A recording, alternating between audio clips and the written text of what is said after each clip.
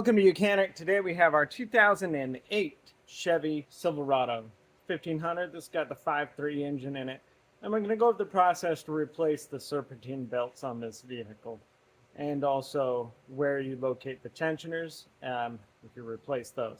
I recommend you replace tensioners and the idler pulleys. But this one we're just doing the serpentine belts themselves. But I'll show you where those components are so that you can replace them if you feel that's what you'd like to do. So we have the 5.3 engine here. This is our belt diagram for now. This is the belt diagram. And so we have two belts. We have a lower belt here that goes just around the AC and this tensioner. And so that's in the red. So we got the ribs, and then the smooth side around the back of the tensioner. And this tensioner will loosen by putting a 3/8 drive ratchet in there, and then being able to rotate in the clockwise location, and that will move the tensioner down so that we can get that belt off. And then there's two bolts down there to remove to be able to remove that tensioner if needs be. Now the belt here in blue is the big larger serpentine belt that controls everything else. And so we have the crankshaft at the rib side. Water pump is smooth. Rib side around the power steering pump. Alternator is ribbed, smooth around the idler here, and then we have a rib around this tensioner up top. And again, there's two bolts here to be removed once you release that tension. Now this tensioner we just remove by using a size 15 millimeter wrench on there, and we go in the clockwise fashion to be able to get that to remove. So let's go ahead and get to there, and we'll remove the belts and replace the belts. All right, so we are looking at the engine, giving you the best view that I can of what we're looking at up top here. So you don't need to remove this to be able to replace these components, but it does make it a better visually, and so we will remove that. It's just an 8 millimeter bolt here, or nut for this clamp, 8 millimeter on the other side, and then being able to just pull this up. And also we have a vacuum line that we disconnect from it, and then we can remove this piece out of here. There is also a top cover piece that may be on your engine, just depending if it's still around, and that was removed also. So now we have easier access to everything that we were working on up here. And so you see we have our belt that runs around here. We have an idler pulley here, and then we have our tensioner pulley right over here. So we'll release the tension, then we'll be able to pull this belt off. For the replacement, we can see that this belt has been on here plenty long and is getting very worn. So size 15 millimeter here, and then being able to just go clockwise, and then being able to get the belt off. Now, and then we can let that backward.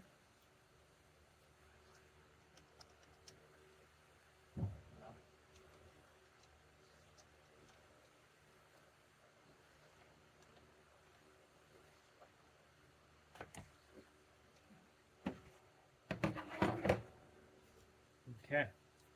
And so now we can just go ahead and remove this full belt, and then being able to get our new one to put on there. But since the one that's down there at the bottom, the little one that goes around the AC compressor and also the crankshaft, we need to remove that one too and put that one on first because it's behind this top belt.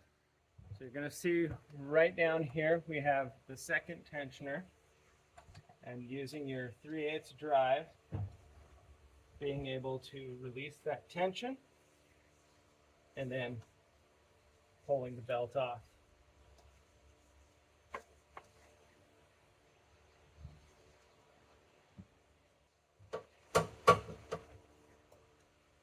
Okay, so tension was removed.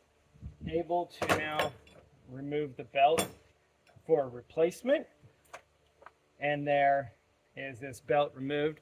And this belt is definitely of age and in good need of replacement. And so we get a new belt to be able to put that on. Now here, this is where we have three bolts,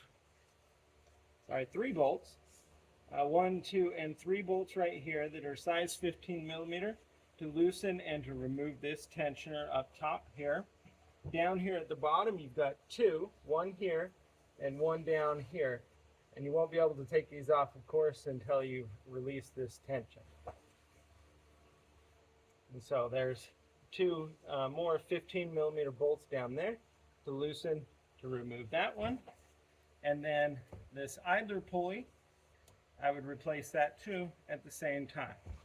And that is just a 15 millimeter right there. Pretty sure we'll double check that.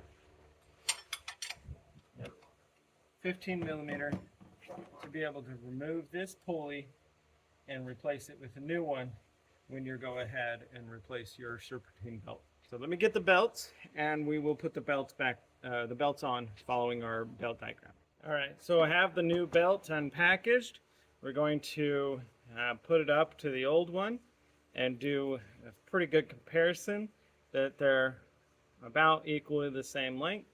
The new one generally is going to be a little shorter because it's not stretched.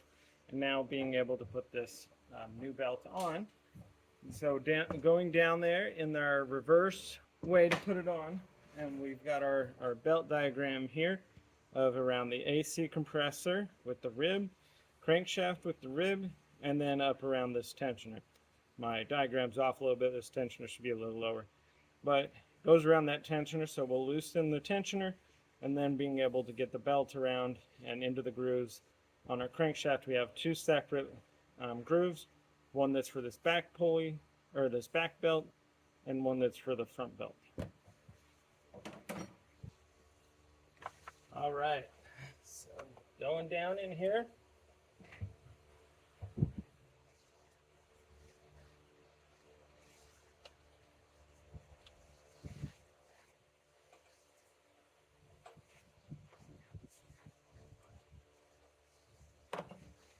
Getting it wrapped around the crankshaft pulley first.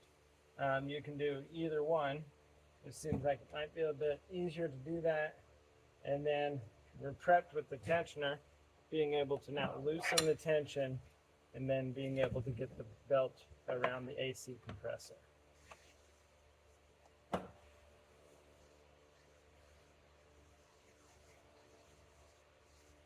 All right, we release our tension there.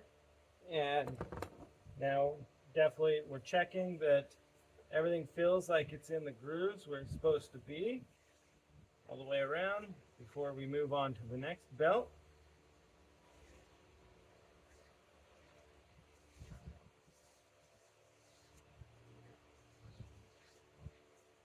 Right.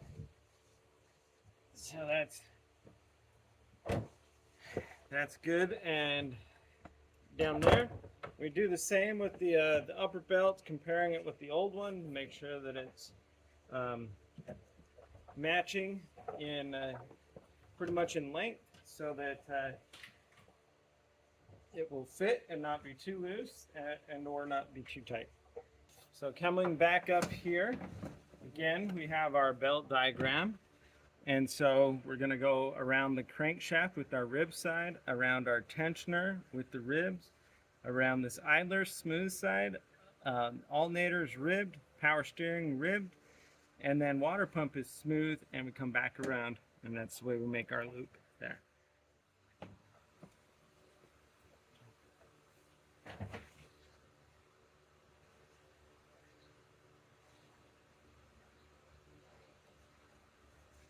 Okay, so just throwing it around that alternator real quick, coming up around, so we're now around the power steering pump, and going to take it around this water pump with our smooth side. We got the other belt in the way there, and then the ribs around our crankshaft. You can see that everything looks to be in a line for now. And now we have our idler pulley, or not idler pulley, I say. This is our tensioner pulley over here. So now we'll just release the tension with our 15 millimeter, and then be able to put this belt on. A lot of times, just a quick note, a lot of times your smooth pulley, if you have an idler like this and or your tensioner, it will be the last one that you put on, because it's easier to slip it over that than to try to get it over the ribs. So we'll release our tension here.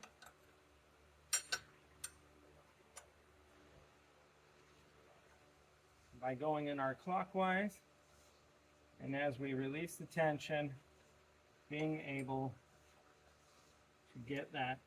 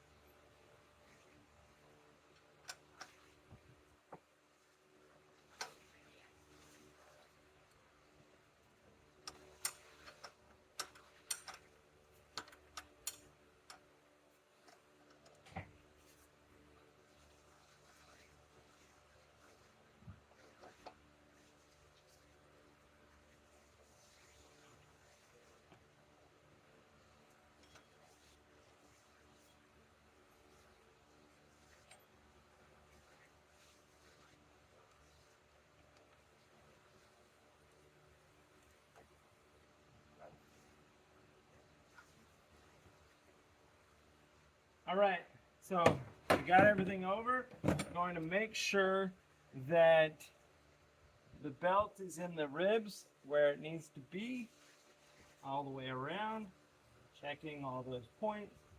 Smooth side here, ribs down there, and everything seems to be good. And so that would be your replacement of your Serpentine belt on a 5.3 engine of a Chevy 5.3 engine. This happens to be a Chevy Silverado, but this 5.3 engine is used in a lot of vehicles, and so if yours looks the same as this is how you replace it. Now this has electric fans versus not having the fan clutch here, so you may have a fan here that you may need to work around, but this one has electric fans. Thanks for watching Mechanic, where you can be the mechanic.